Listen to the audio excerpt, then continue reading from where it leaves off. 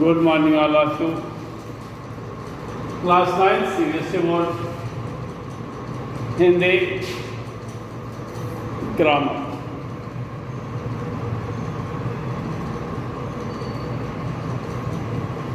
हम लोग पढ़ रहे थे समास।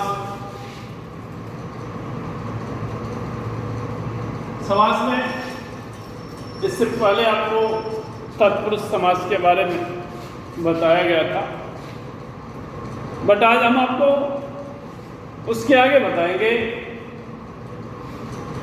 किंतु तत्पुरुष समास के जो दो भेद होते हैं, उन दो भेदों के बारे में हम आपको आज बताने चल रहे हैं। ध्यान देंगे, तत्पुरुष समास के दो भेद होते हैं, लेकिन संस्कृत में इन्हें अलग अलग रखा गया है, अलग अलग माना जाता है।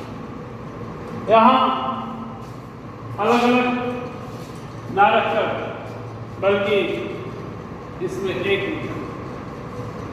यानी तत्पुरुष समास में ही इसको रखा गया है। तो इसके दो प्रमुख भेद हैं। पहला है कर्मधारय समास और दूसरा है द्विगु समास। पहला क्या है? कर्मधारय समास और दूसरा द्विगु समास है। इस प्रकार यह दो समास की चर्चा हम करें।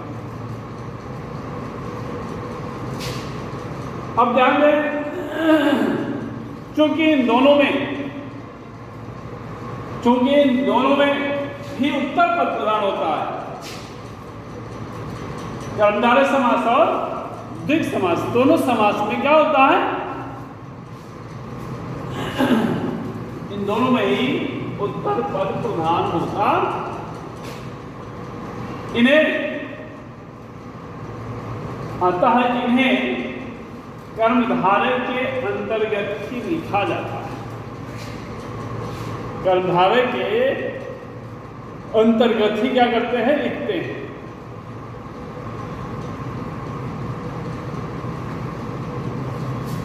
आगे हेडिंग डालेंगे कर्मधारय समास। कौन सा समास? कर्मधारय। कर्मधारय समास वह समास होता है, परिभाषा है। कर्मधारय समास वह समास होता है जहां पर पूर्व पद विशेषण और उत्तर पद विशेष। पूर्व पद विशेषण और उत्तर पद क्या होता है? विशेष होता है। यानी पूर्व पद तथा उत्तर पद में उपमेय और उपमान का भी संबंध हो सकता, ऐसा होता है। विशेषण और विशेष होता है। जैसे आपके सामने एग्जाम्पल दिया हुआ है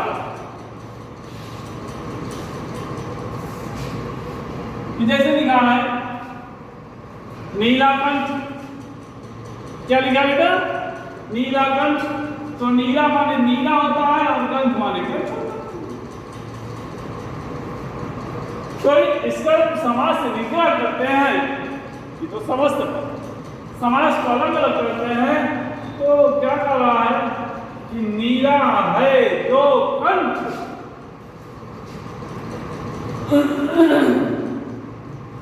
नीला है जो क्या है?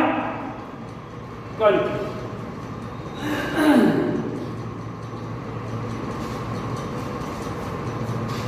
तो कंठ कैसा है बेटा? नीला। कंठ कैसा है? नीला है। किसका है? भगवान से बोलना। नीलांबर, सॉरी नील कमल। कमल कैसा है? नीला है। विशेषण, विशेषण क्या है? नील कमल क्या? नील। तो नील कमल नीला है, कमल। पीतांबर, पीत है जो अंबर, पीत है जो अंबर, पीतांबर। महादेव, महान है जो देव, अर्थात महान देवता। इस प्रकार से अंधकूप, तो अंधा है जो कूप, अर्थात क्या होगा? कुआं। कृष्ण सर्प, काला है जो सर्प। कृष्ण सर्प माने काला है जो सर्प, उसे हम क्या बोलेंगे? कृष्ण सर्व। नीलकंठ, नीला है जो कंठ। परमानंद, परम है जो आनंद, उसे हम क्या बोलेंगे? परम धन आनंद। शुभागमन, शुभ है जो आगमन, अच्छा है जो आगमन। अधपका, आधा है जो पका। काली मिर्च, काली है जो मिर्च, मिर्च की विशेषता क्या है? काली। तो इस प्रकार से कर्मधारय समास की यह विशेषता है।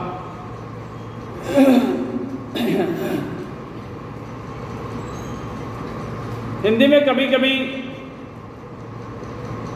विशेष से पहले तथा विशेषण बाद में भी आ सकता है। ध्यान देंगे, हिंदी में कभी कभी विशेष पहले तथा विशेषण बाद में भी आ सकता है।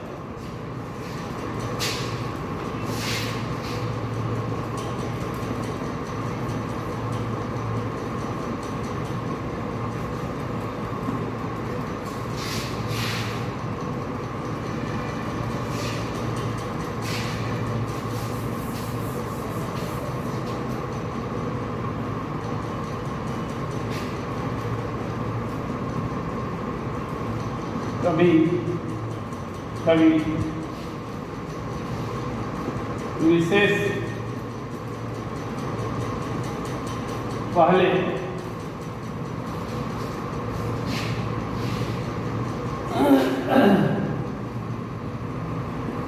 तथा विशेषण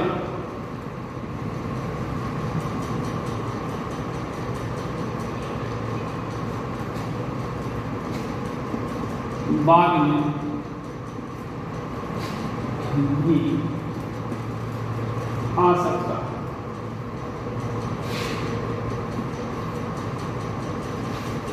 ऐसा होता।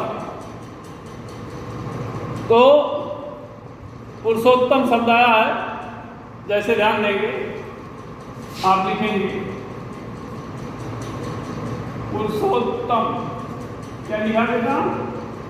पुरुषोत्तम। पुरुषोत्तम माने पुरुष, यही ना होगा? ये क्या है? निश्चित संज्ञा। पुरुष क्या है? संज्ञा है। और उत्तम क्या है? विशेषण। उत्तम क्या है? सॉरी, उल्टा लिख दिया मैंने। उत्तम क्या है बेटा जी? विशेषण। रिसीवर,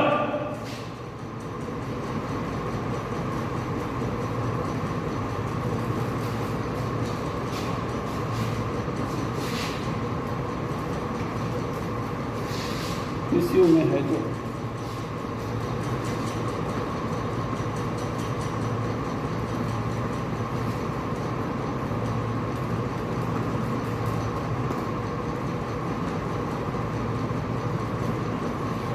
में है जो वर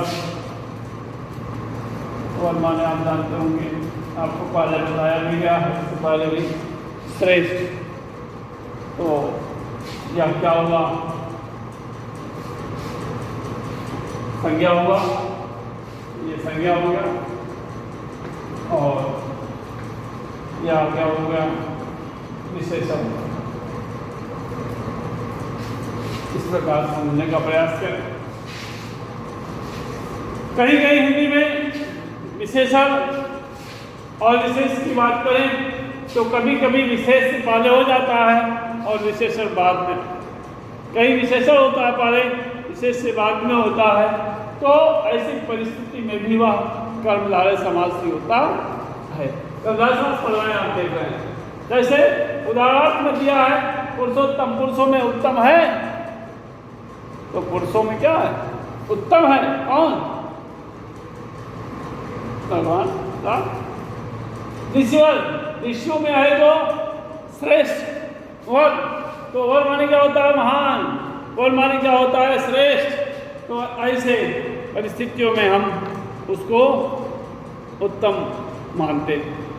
तो इस प्रकार से हम आपके सामने इस समास के बारे में जो चर्चा किए हैं, या कर्मधारय समास हुआ, अब कर्मधारय समास में ही तो एग्जाम्पल आप और देख लें, फिर आगे हम आपको बताते हैं।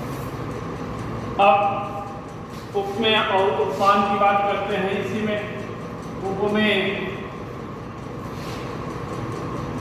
और उपमान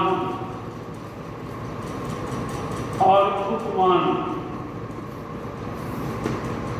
तो उपमेय और उपमान की चर्चा हम जब करते हैं तो समस्त पद हेडिंग लगाएंगे ऊपर, समस्त पद उपमान और उपमेय। अब समस्त पद में जैसे लिखा है घनश्याम, क्या लिखा है घनश्याम, घन श्याम, घन के समान, किसके समान, घन के समान, क्या है श्याम, ऐसे हैं श्याम घन के समान। ये एग्जाम्पल आपको दे रहे हैं कर्मधारय समास का। कमल नयन, आप लिख सकते हैं कमल नयन,